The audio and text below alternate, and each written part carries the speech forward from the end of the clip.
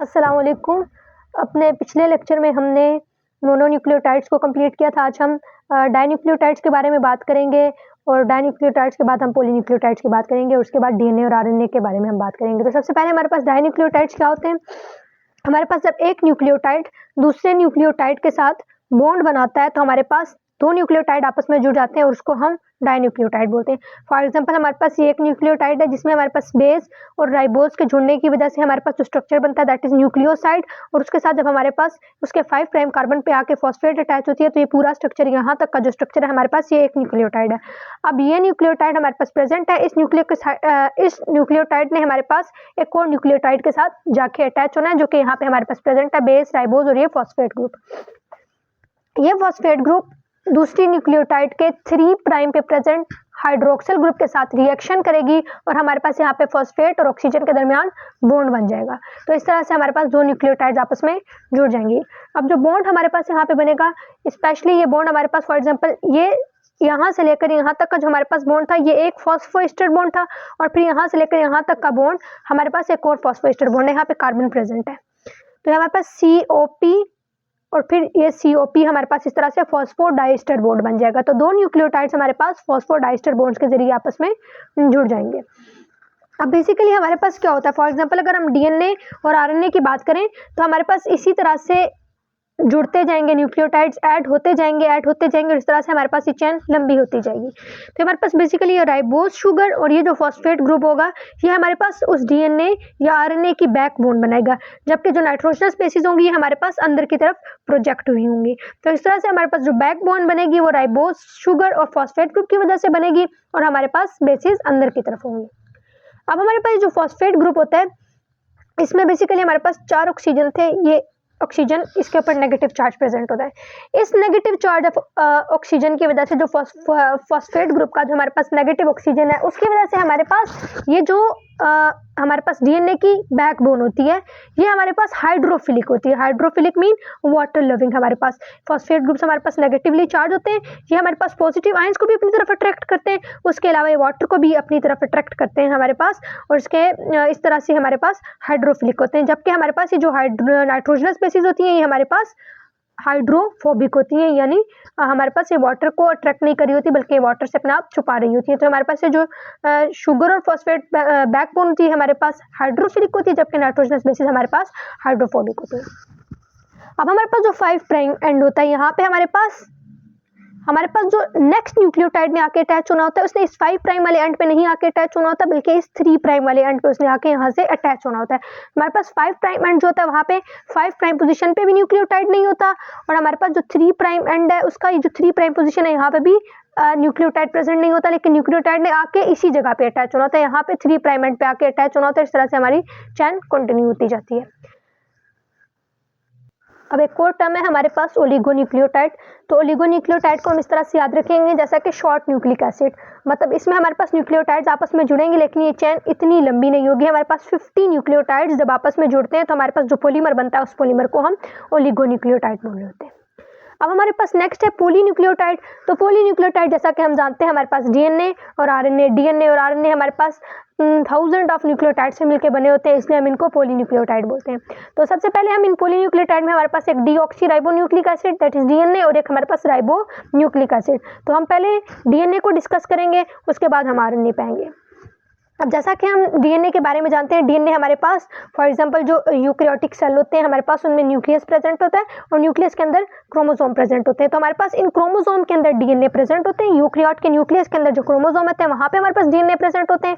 उसके अलावा प्रोकैरियोट्स के बारे में हम जानते हैं, प्रोकैरियोटिक सेल के बारे में, कि उसके पास वेल डिफाइंड न्यूक्लियस नहीं होता, तो इसका एक रीजन होता है जहाँ पे क्रोमैटिन मटेरियल प्रेजेंट होता है, तो उस रीजन को न्यूक्लियाइड रीजन बोलते हैं। तो हमारे पास डीएनए उस न्यूक्लियाइड रीजन ऑफ प्रोकैरियोट में प्रेजेंट होता है।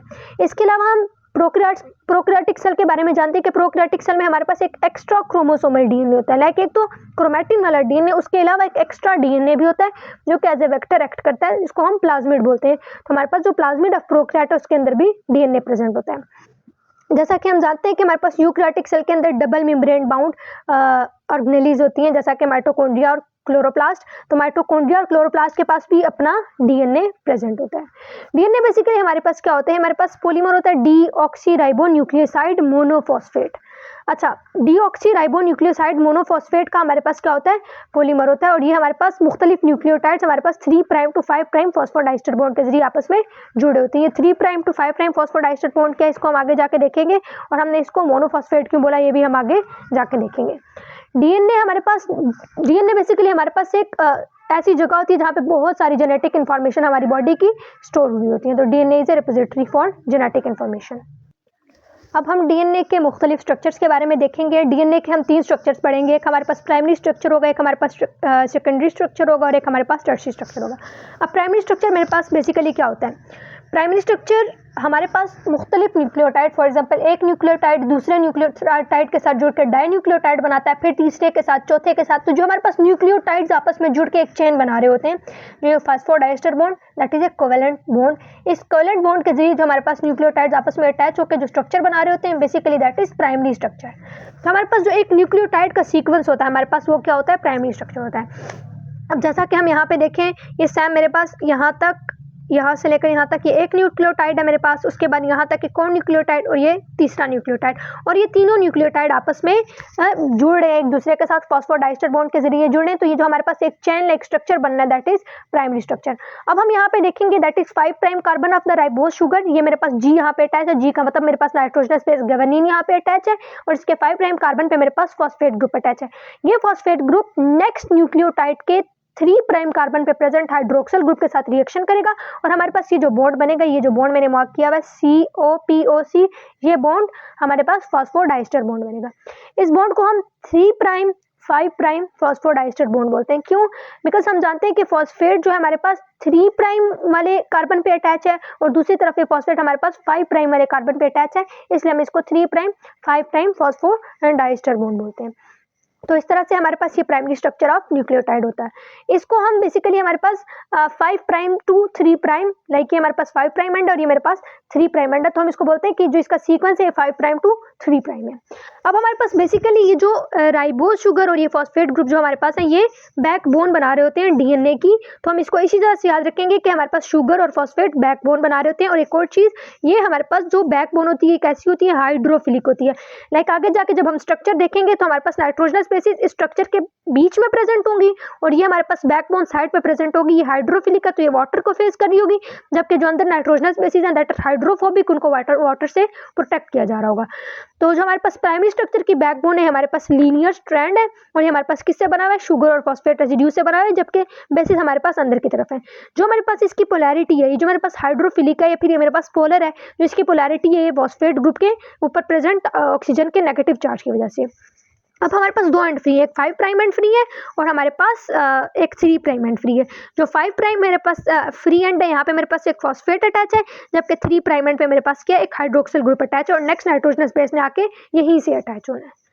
अब हमारे पास ये बैकबोन है तो हमेशा सेम ही रहेगी, क्योंकि ये इन्हीं दोनों चीज़ों से बननी है। लेकिन जो मेरे पास प्यूरीन और पायरिमिडीन्स जो नाइट्रोजनस बेसिस हैं, वो बेसिकली डीएनए का वेरिएबल पार्ट बना रही होती हैं, वो मेरे पास डिफरेंट लगी होती हैं, जबकि हमारे पास बैकबोन ने तो सेम ही रहना होता है। ठीक है, और जिस तरह से मेरे पास ये नाइट्रोजनस बेसिस चेंज होंगी, लाइक हर जगह पे ज़रूरी नहीं है कि इस पोजीशन पे गवानीन प्रेजेंट, तो यहाँ पे कोई और नाइट्रोजनस बेस प्रेजेंट हो सकती है।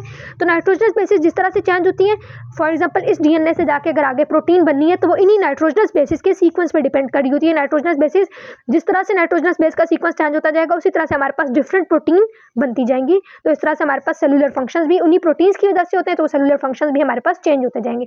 तो बेसिकली हमारे पास जो प्राइमरी स्ट्रक्चर ऑफ डीएनए होता है, उसको हम इस तरह से रिप्रेजेंट कर रहे होते हैं कि हमारे पास ये फॉस्फेट ग्रुप है, हमारे पास जो राइबोज शुगर के 5' कार्बन पे अटैच होता है। अब हम यहाँ पे जो राइबोज शुगर को इस लाइन से रिप्रेजेंट कर रहे हैं, राइट। ये इसका 5' वाला कार्बन है जिसके ऊपर फॉस्फेट आके अटैच है, ये हमारे पास राइबोज शुगर, और ये इसकी नाइट्रोजनस बेस है। बेसिकली हमारे पास एक न्यूक्लियोटाइड है।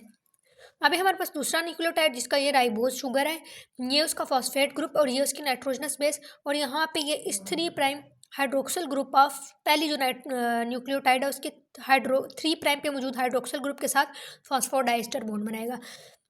तो इस तरह से हमारे पास फॉस्फोडाइस्टर बॉन्ड बनेगा। बेसिकली ये वाली लाइन हमारे पास राइबोज शुगर को रिप्रेजेंट करी होगी, ये डायगोनल वाली लाइन जो है ये हमारे पास फॉस्फोडाइस्टर बॉन्ड को रिप्रेजेंट करी होगी, ये हमारे पास नाइट्रोजनस बेस। तो इस तरह से हमारे पास ये रिप्रेजेंटेशन है प्राइमरी स्ट्रक्चर ऑफ डीएनए की, हम इस तरह से रिप्रेजेंट कर सकते हैं इसको। ये हमारे पास 5 प्राइम कार्बन पे फॉस्फेट ग्रुप और 3 प्राइम कार्बन पे हमारे पास ये जो फॉस्फोडाइस्टर बॉन्ड बन गया है। ये हमारे पास मुख्तलिफ नाइट्रोजनस बेसिस हैं, थायमीन, एडेनिन, साइटोसिन, गुआनिन। अब हमारे पास बेसिकली इसको लिखने का, इसको एक लाइन में रिप्रेजेंट करने का तरीका क्या होता है हमारे पास, हम इसको 3 तरीक़ों से लिख सकते हैं। सबसे पहले हमारे पास ये जो 5 प्राइम एंड था, ये 5 प्राइम एंड, यहाँ पे हमारे पास फ्री फॉस्फेट होता है। हमारे पास क्या होता है, फ्री फॉस्फेट। तो हम सबसे पहले यहाँ पे फ्री फॉस्फेट लिखेंगे, उसके बाद हम नाइट्रोजनस बेसिस लिखेंगे, थायमीन, एडेनिन, साइटोसिन, गुआनिन, ये लिखेंगे। और एंड पे हमारे पास 3 प्राइम एंड पे फ्री हाइड्रोक्सिल ग्रुप होता है, तो उस हाइड्रोक्सिल ग्रुप को हम यहाँ पे लिख देंगे, राइट। इसके अलावा हम इसको इस तरह से लिख सकते हैं, हम पहले फॉस्फेट लिखें, उसके बाद नाइट्रोजनस बेस, उसके बाद एक और फॉस्फेट, फिर एडेनिन, फिर फॉस्फेट, फिर साइटोसिन, फिर फॉस्फेट एंड फिर गुआनिन। हम एक मेथड ये भी होता है इस तरह से प्राइमरी स्ट्रक्चर ऑफ डीएनए को लिखने का। और लास्ट वन हमारे पास, सबसे पहले हम 5 प्राइम लिखें, यानी हमारे पास 5 प्राइम एंड होता है, उसके बाद हम चारों बेसिस लिखें, थायमीन, एडेनिन, साइटोसिन, गुआनिन, और एंड पे हम 3 प्राइम एंड लिख दें। तो ये हमारे पास 3 मेथड्स होते हैं, 3 तरीके होते हैं जिनके जरिए हम प्राइमरी स्ट्रक्चर ऑफ डीएनए को रिप्रेजेंट कर सकते हैं। अब प्राइमरी स्ट्रक्चर ऑफ डीएनए के बाद हम सेकेंडरी स्ट्रक्चर ऑफ डीएनए को देखेंगे कि सेकेंडरी स्ट्रक्चर ऑफ डीएनए हमारे पास क्या होता है। बेसिकली जो हम डीएनए का सबसे बेसिक स्ट्रक्चर देख रहे होते हैं कि डीएनए हमारे पास एक डबल हेलिक्स स्ट्रक्चर है, वही बेसिकली डीएनए का सेकेंडरी स्ट्रक्चर होता है। हमारे पास ये 2 साइंटिस्ट हैं, वाटसन एंड क्रिक, इन दोनों ने डीएनए का ये डबल हेलिकल स्ट्रक्चर प्रपोज किया था, और बेसिकली यही हमारे पास डीएनए का सेकेंडरी स्ट्रक्चर होता है। तो हम इस सेकेंडरी स्ट्रक्चर को देखते हैं हमारे पास किस तरह से। अब देखिए हमारे पास एक नाइट्रोजनस बेस है साइटोसिन, ये हमारे पास राइबोज शुगर, और ये इसका फॉस्फेट ग्रुप, ये हमारे पास एक न्यूक्लियोटाइड है। ये न्यूक्लियोटाइड हमारे पास दूसरे न्यूक्लियोटाइड के साथ फॉस्फोडाइस्टर बॉन्ड के जरिए जुड़ी हुई है। ये हम बहुत डिटेल के साथ देख चुके हैं कि फॉस्फोडाइस्टर बॉन्ड क्या होता है और 2 न्यूक्लियोटाइड किस तरह से आपस में जुड़ते हैं। तो हमारे पास 3, 4, 5 न्यूक्लियोटाइड आपस में जुड़े हुए हैं। ये इसका 5 प्राइम एंड और ये इसका 3 प्राइम एंड, और ये नाइट्रोजनस बेसिस हैं जो कि अंदर की तरफ हैं, जबकि हमारे पास ये जो फॉस्फेट ग्रुप और राइबोज शुगर जो कि बैकबोन ऑफ डीएनए बना रहे होते हैं, ये हमारे पास हाइड्रोफिलिक है और ये आउटसाइड होते हैं, मतलब ये वाटर को फेस कर रहे होते हैं, जबकि नाइट्रोजनस बेसिस हाइड्रोफोबिक होती हैं, वो हमारे पास अंदर की तरफ होती हैं, वाटर को फेस नहीं कर रही होती। अभी हम कुछ चीज़ें देखेंगे जिसकी वजह से हमारे पास इस पूरे डीएनए के स्ट्रक्चर की स्टेबिलिटी बढ़ती है, और ये जो डीएनए का अंदर हाइड्रोफोबिक रीजन है, वाटर से प्रिवेंट रहता है, वो चीज़ें अभी हम देखेंगे। तो बेसिकली अभी तक हमारे पास ये जो एक स्ट्रैंड होता है ये 5 प्राइम टू 3 प्राइम होता है, इसको हम 5 प्राइम टू 3 प्राइम एंड बोलते हैं, और यहाँ पे हमारे पास ये इस तरह से नाइट्रोजनस बेसिस अंदर की तरफ होती है। अब हमारे पास डीएनए के सेकेंडरी स्ट्रक्चर में डीएनए के 2 स्ट्रैंड्स होते हैं हमारे पास, इसी तरह पॉलीन्यूक्लियोटाइड्स के 2 स्ट्रैंड्स होते हैं, जो 2 स्ट्रैंड आपस में अटैच होते हैं नाइट्रोजनस बेसिस के जरिए। किस तरह से अटैच होते हैं वो हम देखेंगे, और उसके बाद वो एक दूसरे के ऊपर कॉइल भी हुए होते हैं, तो अभी हम देखते हैं। अभी हमारे पास दूसरा स्ट्रैंड जिसके कॉम्प्लीमेंट्री नाइट्रोजनस बेसिस के साथ इन नाइट्रोजनस बेसिस ने बॉन्ड बनाने हैं, तो वो स्ट्रैंड हमारे पास बेसिकली हमारे पास एंटी पैरेलल होता है। लाइक अगर यहाँ पे हमारे पास 5 प्राइम टू 3 प्राइम है, तो ये वाला हमारे पास 5 प्राइम टू 3 प्राइम नहीं होगा, बल्कि हमारे पास 3 प्राइम टू 5 प्राइम। ये जो एंटी पैरेलल स्ट्रक्चर होता है ये इंश्योर करता है कि हमारे पास नाइट्रोजनस बेसिस एक दूसरे के साथ अच्छे तरीके से अटैच हो सके, तो हमारे पास इसलिए स्ट्रक्चर एंटी पैरेलल होता है, दूसरा स्ट्रैंड हमारे पास एंटी पैरेलल होता है। अब इसको एंटी पैरेलल हमारे पास ये देखें, यहाँ पे नाइट्रोजनस बेसिस हमारे पास फेसिंग अपवर्ड थी, सॉरी राइबोज शुगर, यहाँ पे ये इस तरह से, तो हमारे पास ये इस तरह से नाइट्रोजनस बेसिस एक दूसरे के सामने आएंगी, इस तरह से। हमारे पास ये फॉस्फोडाइस्टर बॉन्ड नहीं, हमारे पास फॉस्फोडाइस्टर बॉन्ड नहीं, ये इनकी नाइट्रोजनस बेसिस हैं जो कि carbon number 1 prime carbon of ribose sugar के ऊपर अटैच होती हैं। तो इस तरह से हमारे पास स्ट्रक्चर है। अब बेसिकली हमारे पास डीएनए के सेकेंडरी स्ट्रक्चर में क्या होता है, हमारे पास हाइड्रोजन बॉन्ड यहाँ पे एक की रोल प्ले कर रहे होते हैं। हाइड्रोजन बॉन्ड हमारे पास नाइट्रोजनस बेसिस के दरमियान प्रेजेंट होते हैं। अब हमने याद रखना है कि हमारे पास नाइट्रोजनस बेसिस के दरमियान कौन कौन सी नाइट्रोजनस बेसिस है जिनके दरमियान कौन कौन से हाइड्रोजन बॉन्ड प्रेजेंट होंगे। तो सबसे पहले हम याद रखेंगे एडेनिन और थायमीन। एडेनिन और थायमीन, अब जबकि हम डीएनए की बात करें तो हमारे पास एडेनिन के साथ जो बॉन्ड बनाता है दैट इज थायमीन, और इन दोनों के दरमियान 2 हाइड्रोजन बॉन्ड होते हैं। तो हम इस तरह से याद रखेंगे कि एडेनिन और थायमीन के दरमियान हमारे पास डबल बॉन्ड होता है। उसके बाद अगर हम साइटोसिन और गुआनिन की बात करें तो इनके दरमियान हमारे पास 3 बॉन्ड्स होते हैं। तो हम इनको इसी तरह से याद रखेंगे कि एडेनिन और थायमीन को आपस में जोड़ने के लिए, इन 2 स्ट्रैंड्स को आपस में जोड़ने के लिए, डीएनए का सेकेंडरी स्ट्रक्चर बनाने के लिए ये हाइड्रोजन बॉन्ड यहाँ पे रोल प्ले करें। एडेनिन और थायमीन में हमारे पास 2 डबल हाइड्रोजन बॉन्ड्स हैं, 2 हाइड्रोजन बॉन्ड है, जबकि गुआनिन और साइटोसिन में 3 हाइड्रोजन बॉन्ड है। अच्छा, अगर भूल जाता है कि किस तरह से याद रखें किन के दरमियान 2 थे और किन के दरमियान 3 थे, तो गुआनिन और साइटोसिन आपस में बॉन्ड बनाते हैं, इनको हम जीसी से याद रख लेते हैं, GC group chat, and adenine और थायमीन को एप्पल ऑन द ट्री, इस तरह से याद रख लें।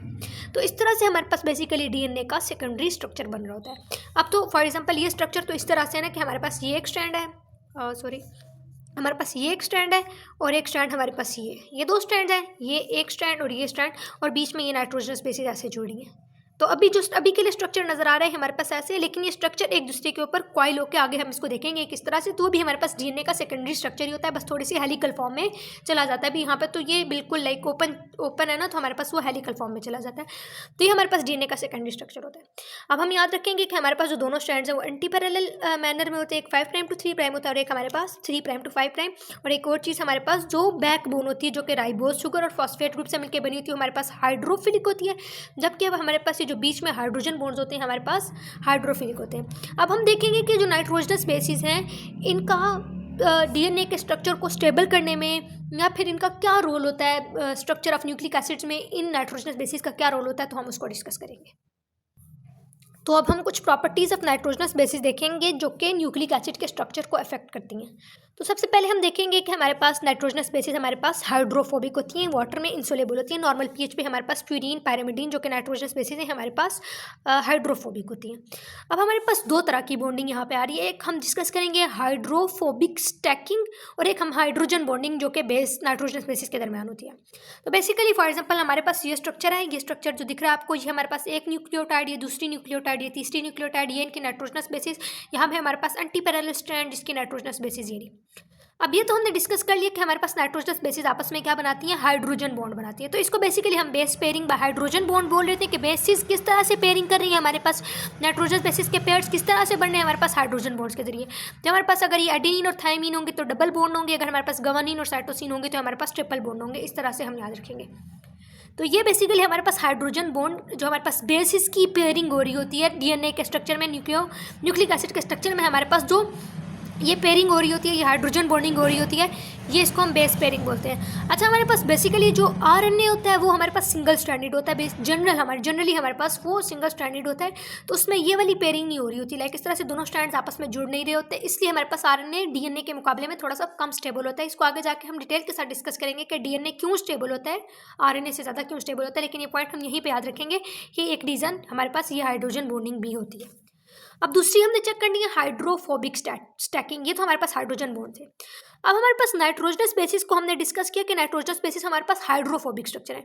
तो ये नाइट्रोजनस बेसिस इस तरह से आपस में हाइड्रोफोबिक इंटरेक्शंस करेंगी, ये एक नाइट्रोजनस बेस और ये एक नाइट्रोजनस बेस है। ये ऐसे हॉरिजॉन्टली तो इन्होंने ये वाले बॉन्ड बना लिए थे, अब वर्टिकली भी ये आपस में जुड़े होंगे जो कि स्ट्रक्चर की स्टेबिलिटी को और बढ़ाएंगे। स्ट्रक्चर हमारे पास, ये न्यूक्लिक एसिड का स्ट्रक्चर हमारे पास स्टेबल हो जाएगा। तो इनके दरमियान हाइड्रोफोबिक इंटरेक्शंस होते हैं, वॉन्डर वाल डाइपोल फोर्सेज होती हैं हमारे पास दो नाइट्रोजनस बेसिस में, ऐसे वर्टिकली, ऐसे पेयरिंग नहीं बल्कि ऐसे हमारे पास हाइड्रोफोबिक इंटरेक्शंस होते हैं और वॉन्डर वाल फोर्सेज होती हैं। तो इसको बेसिकली हम हाइड्रोफोबिक स्टैकिंग बोलते हैं। लाइक हम एक कॉइन के ऊपर दूसरा कॉइन रखते जाए, इस तरह से कॉइन्स के ऊपर कॉइन्स रखते जाए तो वो स्टैक बनता जाएगा। बिल्कुल इसी तरह हमारे पास नाइट्रोजनस बेसिस भी एक दूसरे के ऊपर स्टैक हो रही होती है। तो हमारे पास एक नॉन कोवेलेंट इंटरेक्शन होता है हमारे पास, जो कि मुख्तलिफ नाइट्रोजनस बेस को पेयरअप कर रहा होता है, जबकि हमारे पास हाइड्रोजन बॉन्ड इस तरह से दो स्ट्रैंड्स को हॉरिजॉन्टली जोड़ी होती है। हमारे पास जो हाइड्रोफोबिक इंटरेक्शन होते हैं वो इस तरह से वर्टिकली जोड़े होते हैं, जो कि 3D structure of nucleic acid को मेंटेन कर रहे होते हैं। तो ये बेसिकली हमारे पास, इसको हम अगर हम इससे कोई पूछे कि नाइट्रोजनस बेसिस की कोई खास प्रॉपर्टी, लाइक अगर प्रॉपर्टीज़ पूछ रहे हैं नाइट्रोजनस बेसिस की, तो हम उसमें भी लिख सकते हैं कि नाइट्रोजनस बेसिस हमारे पास हाइड्रोफोबिक स्टैकिंग भी कर रही होती हैं, जो कि न्यूक्लिक एसिड की स्टेबिलिटी को, उसके 3D स्ट्रक्चर को स्टेबलाइज कर रही होती है। तो अब हमारे पास ये डीएनए का सेकेंडरी स्ट्रक्चर है, वो जो पहले मैंने दिखाया था वो हमारे पास इस तरह से था कि अभी उसकी इस तरह से हेलिकल स्ट्रक्चर नहीं बना था, अब यहाँ पे ये थोड़ा सा हेलिकल हो गया, लाइक इस तरह से एक दूसरे के ऊपर थोड़ा सा कॉइल हुआ है। तो ये बेसिकली हमारे पास डीएनए का सेकेंडरी स्ट्रक्चर ही होता है। अब इसमें हम थोड़ी सी चीज़ों के बारे में देखेंगे। बेसिकली हमारे पास कुछ ग्रूव्स डिस्कस होती हैं। तो हमारे पास ये जो ये है ना, जो हमें इस तरह से थोड़ा सा बड़ा पोर्शन नज़र आ रहा है, ये जो हमें बड़ा पोर्शन नज़र आ रहा है, ये हमारे पास मेजर ग्रूव होती है, और ये जो हमारे पास थोड़ी वाली जगह है हमारे पास माइनर ग्रूव्स होती हैं। तो हमारे पास डीएनए के स्ट्रक्चर में इस तरह से ये मेजर ग्रूव और ये माइनर ग्रूव्स होती हैं हमारे पास। अब इन मेजर और माइनर ग्रूव में बेसिकली हमारे पास क्या होता है कि अगर कोई भी रेगुलेटरी प्रोटीन या कोई भी ट्रांसक्रिप्शन फैक्टर हमारे पास इन ग्रूव्स में आके, कोई प्रोटीन आके अटैच होगी, वो इन नाइट्रोजनस बेसिस के साथ इंटरेक्शन करेगी, नाइट्रोजनस बेसिस के डिफरेंट ग्रुप्स के साथ इंटरेक्शन करेगी, और उसके बाद वो वहाँ पे किसी आरएनए पॉलीमरेज या फिर किसी ऐसे एंजाइम को बुलाएंगे हमारे पास ट्रांसक्रिप्शन या जो भी करवानी होगी।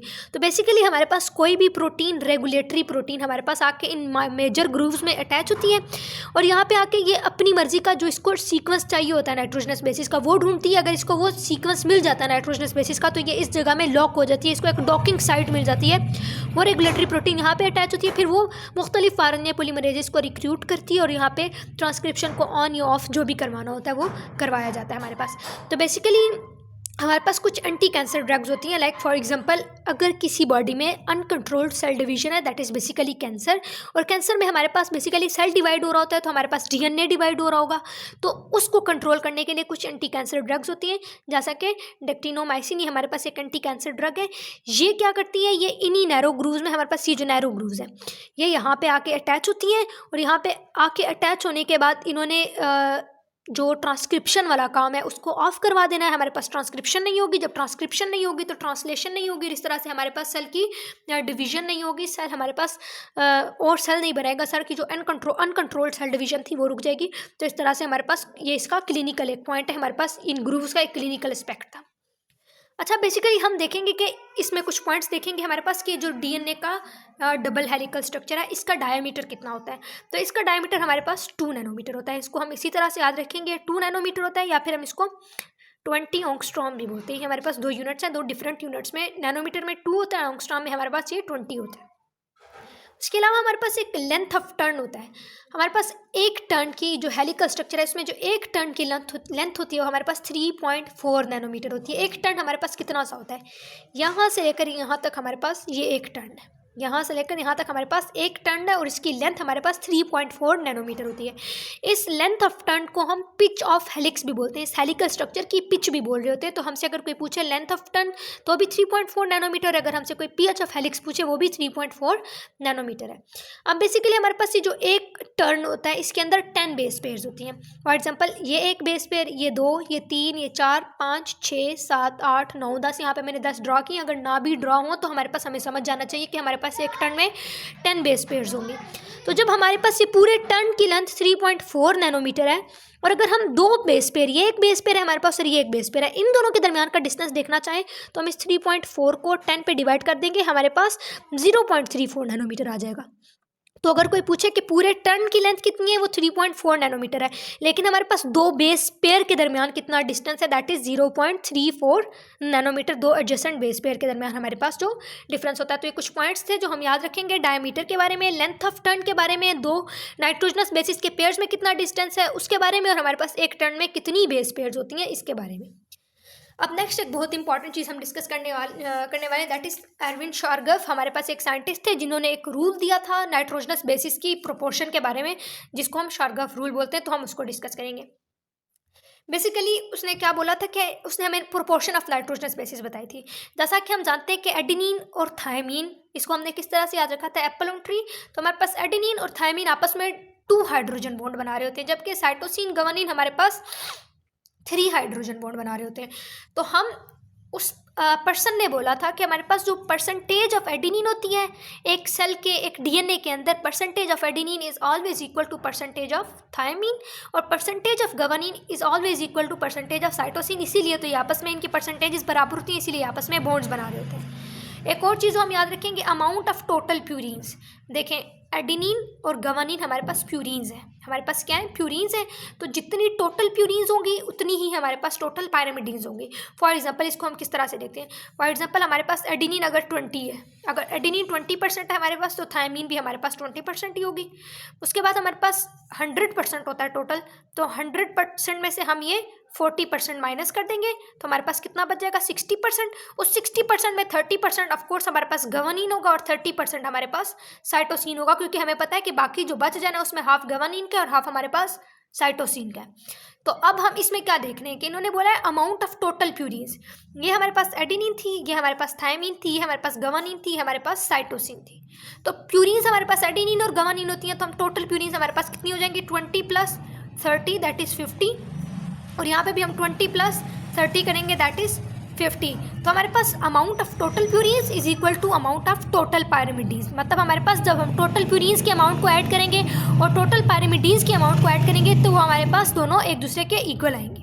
तो तो हम इस तरह से लिखेंगे एडेनिन और ग्वानिन की परसेंटेज को जब हम ऐड करेंगे वो हमारे पास साइटोसिन और थायमिन की परसेंटेज के बराबर आएगी। दूसरे लफ्जों में हम कह सकते हैं हमारे पास प्यूरिन और पायरिमिडीन की रेशो हमेशा 1 आएगी। किसी भी चीज़ की रेशो 1 तब आती है जब हमारे पास वो दोनों वैल्यूज़ बराबर हों। तो हमने क्या देखा कि एडेनिन और थायमिन की परसेंटेज सेम होगी, ग्वानिन और साइटोसिन की परसेंटेज सेम होगी, जबकि हमारे पास टोटल प्यूरिन्स की अमाउंट और टोटल पायरिमिडीन्स की अमाउंट हमेशा हमारे पास क्या होगी, इक्वल होगी। बेसिकली यही शारगाफ रूल था जिसको देखते हुए वॉटसन और क्रिक ने इस रूल को देखा था। इस पर्सन ने ये रूल दिया था कि हमारे पास एडेनिन और थायमिन की अमाउंट इक्वल होती है। उसके बाद वॉटसन और क्रिक को पता चला था कि हमारे पास एडेनिन और थायमिन आपस में पेयरिंग करेंगे और उनके दरमियान 2 हाइड्रोजन बॉन्ड होंगे और ग्वानिन और साइटोसिन आपस में पेयरिंग करेंगे। अब इससे हमारे पास क्वेश्चन आते हैं इस शारगाफ रूल से, जिसको हम एक क्वेश्चन हम यहाँ पे सॉल्व करेंगे जो कि बेसिकली बहुत इजी क्वेश्चन होते हैं। हमारे पास इन्होंने बोला है एक हमारे पास डबल स्टैंडर्ड डीएनए जिसमें उन्होंने हमें एक नाइट्रोजनस बेस की परसेंटेज बता दी और वो नाइट्रोजनस बेस हमारे पास साइटोसिन है। इन्होंने बोला साइटोसिन की परसेंटेज हमारे पास 40% है। अब इन्होंने बोला बाकी नाइट्रोजनस बेसिस की परसेंटेजेस फाइंड करें। अब जैसा कि हम जानते हैं कि ग्वानिन और साइटोसिन की परसेंटेज हमेशा क्या होती है, इक्वल होती है, क्योंकि इन दोनों ने आपस में बॉन्डिंग करनी है। तो हमारे पास अगर साइटोसिन 40% है तो हमारे पास फॉर श्योर ग्वानिन भी 40% ही होगी। तो इस तरह से हम ग्वानिन की फाइंड कर लेंगे 40%। अगर हमारे पास साइटोसिन है तो ग्वानिन भी मस्ट 40% होगी। इस तरह से हम ग्वानिन के परसेंटेज फाइंड कर लेंगे। अब इन दोनों को मिला के अगर मैं करूँ तो 80%, तो 100 में से 80 माइनस करूँगी, पीछे मेरे पास 20% बचेगा। इस 20% में 10% मेरे पास एडेनिन होगी और 10% थायमिन, क्योंकि हमने पढ़ा है कि जितनी एडेनिन होती है उतनी ही थायमिन होती है। तो अगर 20% टोटल बचा है तो 10% हमारे पास एडेनिन होगी और 10% हमारे पास थायमिन होगी। इस तरह से हम बाकी सब नाइट्रोजनस बेसिस की परसेंटेज को निकाल लेंगे।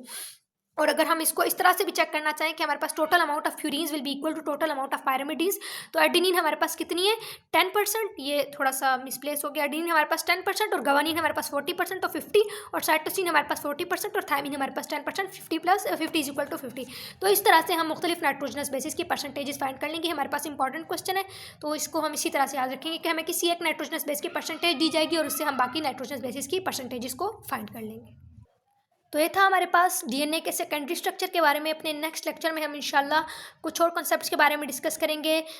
डीएनए के कुछ और टॉपिक्स के बारे में हम डिस्कस करेंगे, उसके डीनेचुरेशन वगैरह के बारे में, और उसके अलावा टर्शियरी स्ट्रक्चर और इन सब टेम्पलेट नॉन टेम्पलेट स्ट्रैंड्स के बारे में डिस्कस करेंगे। Thank you very much and अल्लाह हाफिज़।